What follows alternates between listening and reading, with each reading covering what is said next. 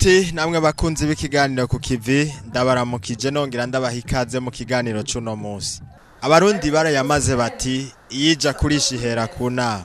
Inyuma yaho umutambukanyi wa Nyenicubahiro Umukuru w'igihugu cyacu c'u Burundi, Nyenicubahiro Dénise NKURUNZIZA atunganirije amasekeza yo kwigisha abakenyezi mu ntara zose zigize igihugu cyacu c'u Burundi. Yarayateye iyindi ntambwe itazokwibagirwa mu gihugu cyacu mu gukoranya abakenyezi b'imboneza ku rwego mpuzamakungu ku civugo Mukenyezi ubona uriko uraja, haguruka ushire ubwoba, ukore kuko birakwerekeye. Iryo koraniro rya mbere ridasanzwe ryatunganijwe ku magenekerezo ya 25, 26 na 27 gitugutu muri uyu mwaka aha mu gisagara ca Bujumbura kuri Club du Lac Tanganyika. Muri kino kiganiro mugiye gukurikirana bikuru bikuru mu vyaranze iryo koraniro ridasanzwe rya mbere ry'abakenyezi b'imboneza. Sangwa ikaze.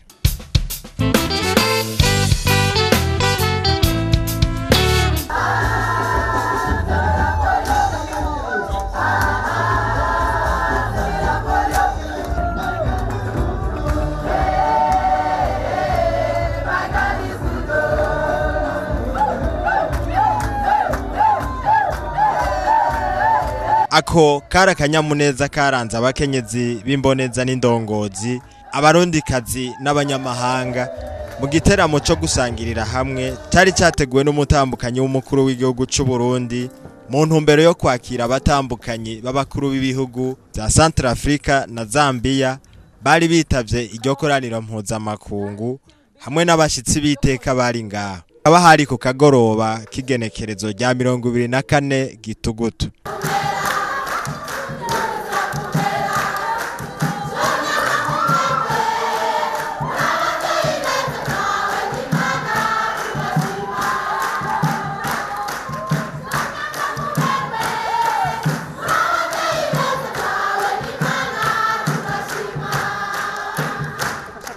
Bukeye bwaho abashitsi baciye baherekeza Nyenicubahiro Dénise NKURUNZIZA mu ntara ya Ngozi kugurura icesi sekeza ryahariwe ibibondo bizira ubwandu bwa sida kandi vy'ikimazi ari byo bita mu kinofunofu Netre libre pour prier. Tugira amahoro abashitsi bahiye amahoro tugira amahoro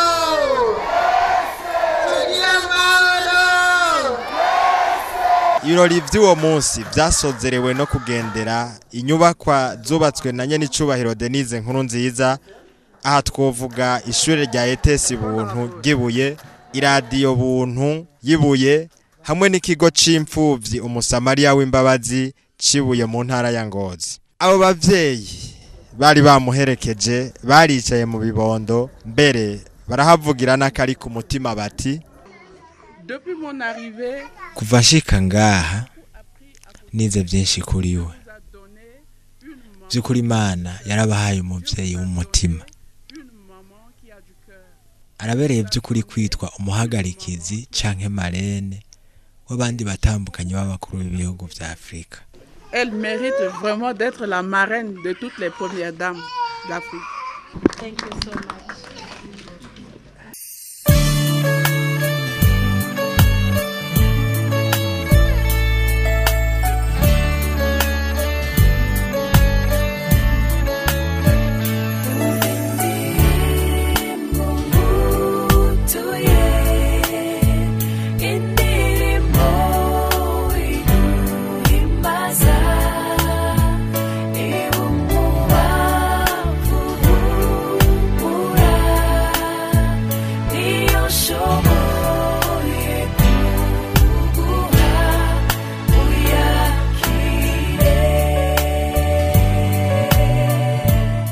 Abashitsi biteka baje gushigikira iri koraniro mpuzamakungu ridasanzwe ry'abakenyezi b'imboneza n'indongozi. Kaze muri isanze mu Burundi, mufata umwanya ukwiye wo kwinovora ibyiza byacu, muze mugira inkuru muyagira abandi ibyo mwabonye muri kino gihugu cyacu cy'u Burundi. Iri genekerezo rya 26 gitugutu umwaka wa 2018 rizoba ntibagiranwa mu mateka y'igihugu cyacu kuko rizotwibutsa umunsi abakenyezi bo mu Burundi, bo muri Afrika, Amerika, Oceania, Aziya n'Uburayi bagiye hamwe nk'imboneza bakihehangiro ridasanzwe ryo gukora mu ntumbero yo guteza imbere isi yose. Mukenyezi w'ubuhizi canke mukenyezi, nabuze ijambo rivyibushe nkuko ndavyumva no vyita mukenyezi w'ubuhizi, mukenyezi abona iyo ariko araja. Haguruka, ushire ubwoba, ukore kuko bikwerekeye. Ngiki civugo kimurikira ibikorwa vy'iri koraniro. Aya majambo ari muri kino civugo arakomeye, ukatwibutsa ko kuba umukenyezi gusa bidakwiye, ko dutegerezwa nyabuna kurangwa n'umutima w'ubuhizi.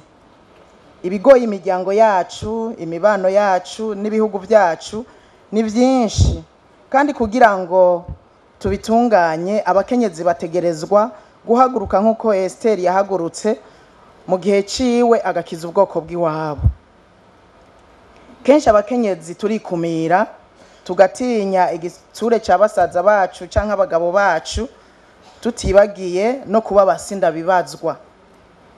Ariko umukenyezi aciye ubwenge aragira uruhara mu ngingo zose zifatwa mu muryango, mu kibano no mu gihugu, kandi adashize isoni canke ngo atere kubiri n'imico iranga igihugu ciwe. Iwacu mu Burundi ntibikiragashesheshwa rumuri ko umukenyezi ashoboye. Arashoboye mu muryango, arashoboye mu kibano, arashoboye ku kazi, arashoboye mu nzego zijejwe umutekano no kwivuna abansi, eka arashoboye muri politike, mu butunzi, mu mibano, tutibagiye amabanga y'igihugu n'ibisata bitandukanye bigize ubuzima bw'igihugu. Turateye akamo rero abakenyezi, na cyane cyane twebwe imboneza n'indongozi, ntihagire n'umwe asubira kwikumira. Ndabisubiramwo, ntihagire n'umwe asubira kwikumira. Umwe wese nakoreshe ubwenge n'impano yahawe n'Imana mu gutunganya neza imibano n'igihugu abamwo. Zina mukenyezi wese niyemere, ashikame, ashira amanga, yemange ko ashoboye, yirinde kubasinda bibazwa canke ntibindaba, azirikane ko ahamagariwe gutera agacumu k'ubumwe mu iterambere ry'isi yose. Ivyo umutambukanyi w'umukuru w'igihugu yabishikirije igihe yugurura icese iryo koraniro ry'abakenyezi mpuzamakungu b'imboneza, bose bambaye umwambaro uranga umurundikazi, abasangwa n'abashitsi. Kuri uwo munsi nyene haciye hakurikira inyigisho zitandukanye zatanzwe n'abatumire batandukanye. Uwitwa Emery ati umukenyezi afisi yaja ariwe bita mukinofunofu femme de destine, arangwa no guca bugufi, ububasha n'icubahiro. Alice nawe ati haguruka wa mukenyezi we kuko birakuraba. Inyigisho z'uwo munsi zasozerewe n'inyigisho za Nyenicubahiro Dénise NKURUNZIZA hamwe n'intahe ya Marguerite Touadera, umutambukanyi w'umukuru w'igihugu ca Centrafrique. Kurikirane inyigisho zabo. Batubwiye umugore afisi yari karaja, umugore afisi intumbero yahawe n'Imana imbere yiwe, abona yari karaja, arahaguruka hanyuma agakora. Kandi by'ukuri wicaye ushobora bike, ariko uhagaze ushobora byinshi. Wicaye ntubona kure, ariko uhagaze urashobora kubona ibyo abicaye badashobora kubona. Nico gituma wakurikiye atubwiye ngo haguruka, duhaguruke. Uko naho twoba dufise ubwenge, naho Imana yoba yaturemye mu buryo bw'igitangaza, naho yoba yaturemanye ingabire zimeze gute, nibikunda tugumye twicaye. Birasaba ko duhaguruka. Tumaze guhaguruka birasaba ko dushira ubwoba, birasaba ko twitera intege. Kubera iki dukwiye kwitera intege? Hariho byinshi bica intege, hariho byinshi bica intege, hariho usanga culture ica intege, hariyo n'igihe usanga abakwegereye baguca intege. Nagira ndakubwire ngo hariho n'ubwoba n'isoni zibuza abantu gukora, zibuza abantu guhaguruka. Imana hari icyo yakoze ku bwacu, hari aho yadukuye. Uyu munsi ndizeye jewe nawe ko tugiye kugira intango nshasha, intango nshasha. Witera intege, femme de destinée, fortifie-toi, prends courage, agis, il est temps. Alléluia, alléluia. Igihe ni ikinyene, ejo sahawe, none ko tutazi iby'ejo. Itera intege bicitwa uyu munsi ukore.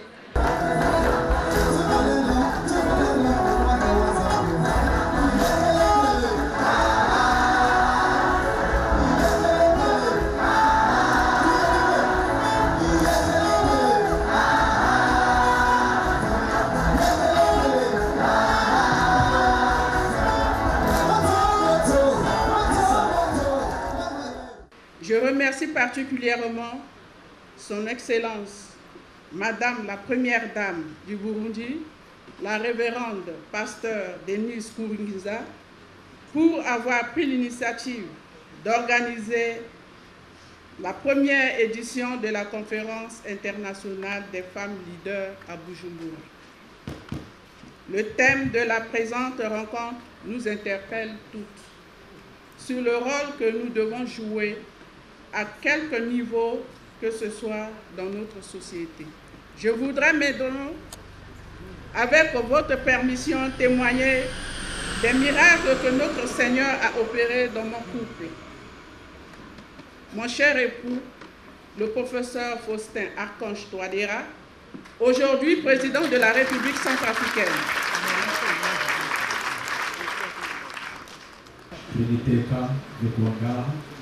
kandi turashimye kubona mwaratunganije ihuriro mpuzamakungu ry'abakenyezi b'iboneza, kandi turagomba no gushimira Nyenicubahiro w'igihugu cy'u Burundi, gushimira kandi n'umukuru w'igihugu cyacu hano muri Centrafrique.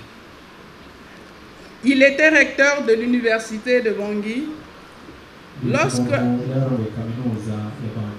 lorsque un jour, son plantant lui a fait part d'un songe selon lequel il serait nommé à un poste de haute responsabilité.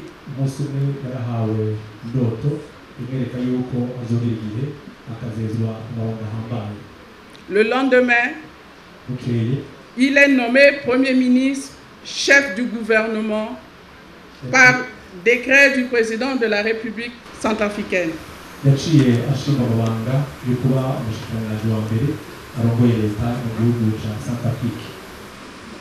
5 ans plus tard, il a été contraint à l'exil par la crise militaro-politique survenue dans le pays en 2013.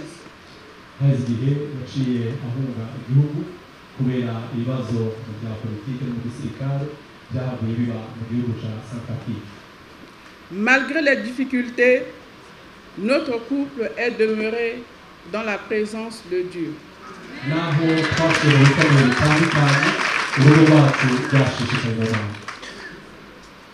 Préoccupé par la persistance de la crise, mon époux a pris la décision de se présenter à l'élection présidentielle 2015-2016. umushingantahe wanje ari Nyenicubahiro Umukuru w'igihugu ca Centrafrique yahavuye aza mu matora y'umukuru w'igihugu yabaye umwaka 2016.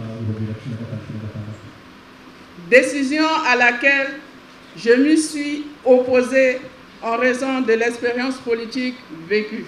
Kubera ibyo twari twaraciye muri toroshe mu buzima bwa politiki, naragerageje kumugwanya cyane kuri ico ciburo cyo kwitoza umukuru w'igihugu. J'ai finalement accepté de le suivre dans le choix qu'il a fait après avoir reçu du message par le Seigneur qui lui commandait de s'engager dans cette compétition politique.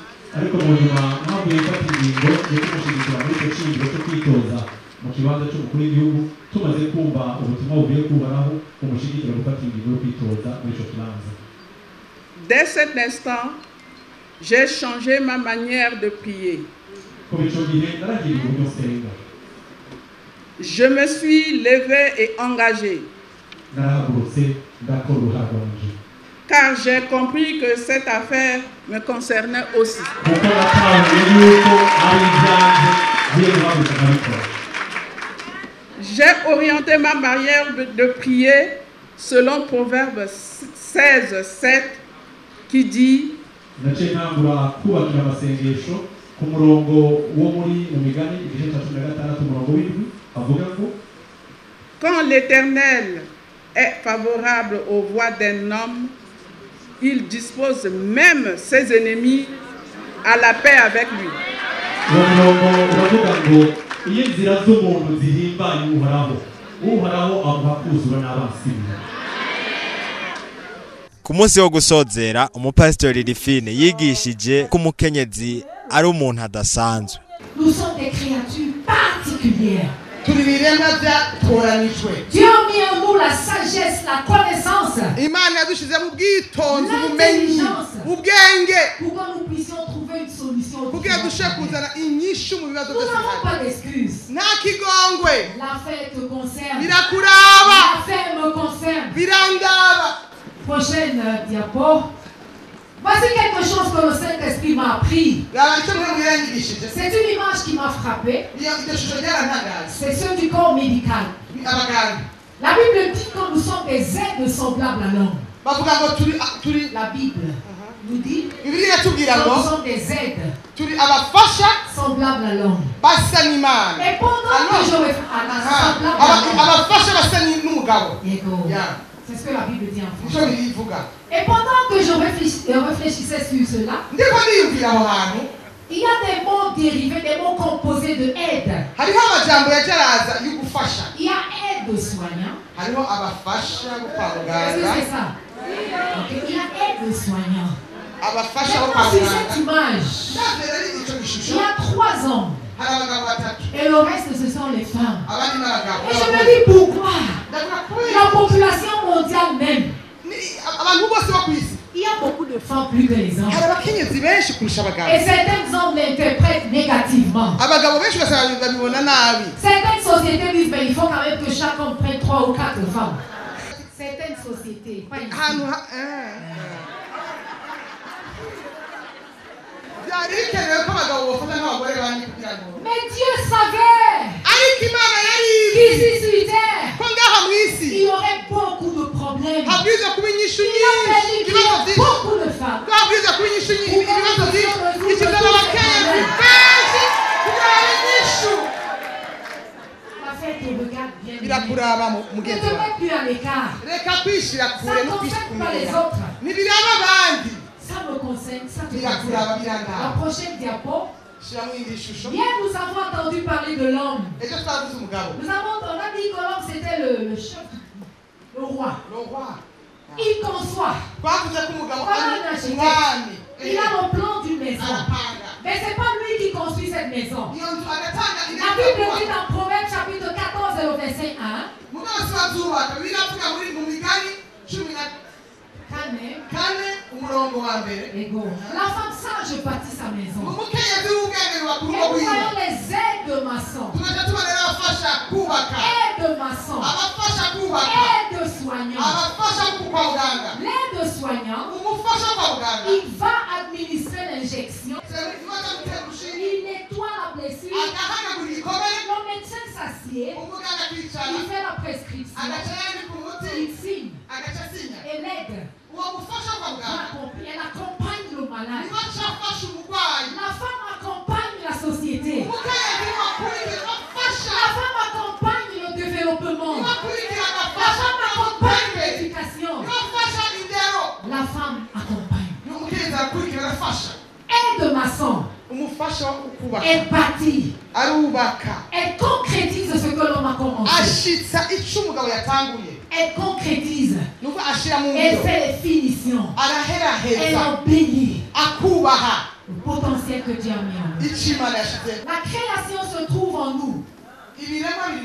Ça vous donne la capacité d'impacter. Umukenyezi yavuye muri Isirayeli yitwa Joy Olsen Annette yigishije agira ati He wants to say to you ashaka kubabwira that he knows you, yuko abazi each one of you, kandi azi umwe not ku giti just the cye dignitaries in the front rows here, apana ngo izi ntebe not zingahe imbere just gusa the speakers, apana ku bavugizi but every single one of you. mugabo umwe muri mwebwe He knows your name. irazi amazina yanyu He knows you. irakuzi He knows every detail of your life. irazi buri kintu cyose ku buzima bwawe He knows your pain. irazi imibabaro yawe He knows your joy. irazi n'umunezero wawe He knows every desire irazi n'icyifuzo that is in cyose your heart. kiri mu mutima wawe Because he's a God who knows us from the inside out. kubera ni Imana ituzi guhera indani gushika hanze Umunyajamayika nawe yitwa Charlane Mervet Edward nawe ati tubwirizwa kubandanya kuko aha turatanguye. You may be wondering why I'm here. ushobora kuba muriko muribaza muti mbega ari ngaha kubera iki? I want to thank the First Lady of Burundi for this invitation and for this special occasion. nagomba gushimira cyane Nyenicubahiro umutambukanyi wa Nyenicubahiro arongoye igihugu cy'u Burundi ubutumire mwaduhaye no kudutera iteka kugira ngo tugire icyo dusangiye. An atmosphere and a platform for women to share their experiences and to motivate one another. kubona mwarateguye iri ihuriro ry'abakenyezi b'imboneza n'abahinzi bafise kazoza kugira ngo kandi habe kuganira hagati yabo. Iron sharpens iron. murabizi icuma gikarisha ikindi cuma. And I am here ndi ngaha because I am a woman of destiny. kuko ndi umukenyezi w'umuhizikazi kandi afise yari karaja.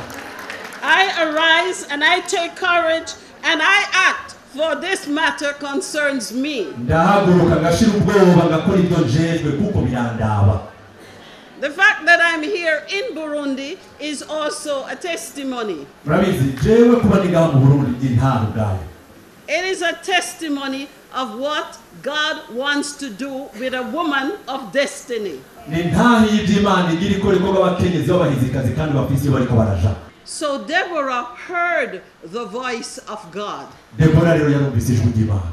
The first thing to move forward is to hear the voice of God. icambere kugira ngo utere intambwe uje imbere nukumva ijwi ry'Imana. You know, we're near to this lake Tanganyika. murabizi Beautiful. murabona ko turi ngaha ku mucanga hafi y'ikiyaga ca You Tanganyika. look at the water, there's an ebb and a flow. urabona amazi atemba ijya nino hari imipfunda mu kiyaga. If you stay in one position, you will be stagnant. iyo ugumye mu kibanza kimwe uhinduka nk'ikiziba amazi adatemba. God wants an ebb and a flow with the Holy Ghost. Imana irashaka imipfunda ya mpemu w'Imana mu bugingo bwawe.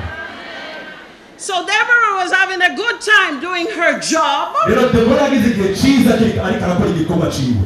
But God says, I have a new assignment. Imana iramubwira ati ariko kandi hari ikindi gikorwa gishasha ngomba kuguha. I am sure the First Lady of Burundi, she has lots of assignment. ndazi neza yuko Nyenicubahiro umutambukanyi wa Nyenicubahiro arongoye Burundi afise amabango menshi cyane n'amabango yo kurangura. But when God calls you to a new assignment, you have to shift position. ariko igihe Imana iriko iraguhamagarira gukora ikindi gikorwa gishasha biragusaba kuva muri zone de confort mu kibanza umenyereye ukaja mu kindi kibanza. So God shifted her from her comfort zone. rero Imana icumukura muri cya kibanza cyo kwidibamira zone de confort iramwimura. She had to leave one mountain to go to another. yategerezwa kwimuka akava ku musozi umwe akimukira ku wundi. So Deborah called to this military general Barak. rero uyu Deborah yaciye ahamagara uyu mujenerali mu gisirikare mu Gisirayeli yitwa Barak. And said, God is calling you to go to this Mount Tabor. Imana iramuranunga. Deborah abwira Barake ati Imana iriko iraguhamagara kugira ngo ugende guhangana n'umwasi hariya. God wanted a united front. Imana yashaka abantu bagenda ku rugamba bafatanya amaboko bari kumwe bafatanye mu nda.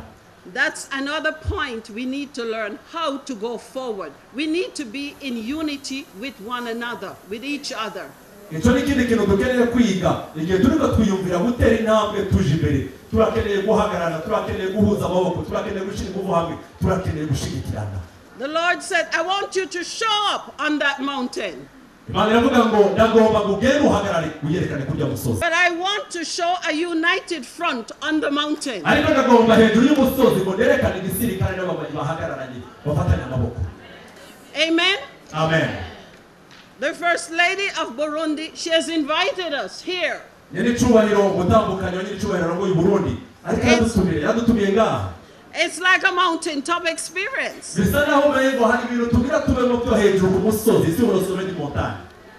have very good accommodation. We're eating well. We have a united front. We dress alike. What unity, beautiful attire. But this is just the beginning. There is a battle coming. And there is a call to every person here. Byongeye mu ijambo ryo gusozera umutambukanyi w'umukuru w'igihugu Dénise NKURUNZIZA yaciye amenyesha ko iryo koraniro ryari rya mbere ko kuva ubu rizohora riba uko umwaka utashe. Yaciye aboneraho akaryo ko guhezagira abakenyezi bose bari bitavye iryo koraniro. Izina ry'Imana ya Yakobo rigushire hejuru. Amen. Akurungikira ugutabagwa kuva hera h'urusengero. Amen. Iguha inkomezi ziva Isiyoni. Amen. Yibuka amashikanwa yawe yose. Amen. Yakira ikimazi cawe conshejwe. Amen. Iguha ico umutima wawe wifuza. Ishitsi inama zawe zose. Amen. Tuzovugishwa impundu n'agakiza kawe. Amen. Kandi kubw'izina ry'Imana yacu tuzokwerekana amabendera yacu. Amen. Uhora hashitse ibyo usaba. Amen. None menye neza yuko uhora hakiza uwo yarobanuje amavuta. Amen. Azomwishura ari mwijuru ryiwe ryera. Azomwishurisha ubushobozi bukiza bw'ukuboko kwiwe kw'iburyo. Bamwe bizigira imikogote, abandi bizigira amafarasi, ariko tweho tuzokwizigira izina ry'Uhoraho Imana yacu. Barunamye baratemvye, ariko tweho tuvuye hasi kuva uyu munsi turemye. Ibirori by'uwo munsi byasozerewe no gutanga utuganuke ku bashitsi no kuri Nyenicubahiro Dénise NKURUNZIZA hamwe no guherekeza abashitsi. Aha niho dushoreje ikiganiro cacu cuno munsi. Imana ibahezagire.